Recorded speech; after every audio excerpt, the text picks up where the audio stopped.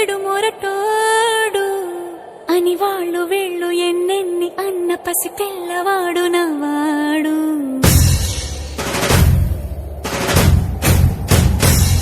విడు ముండోడు అని ఊరు వాడ అనుకున్న గాని మహారాజు నాకు నవ్వాడు.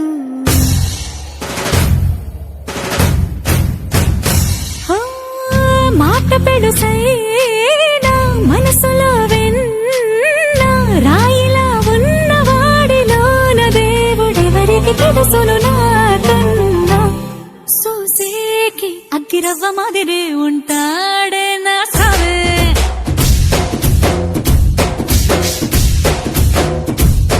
మెత్తాని పత్తి పువ్వుల మరి సంటాడే నా సావే.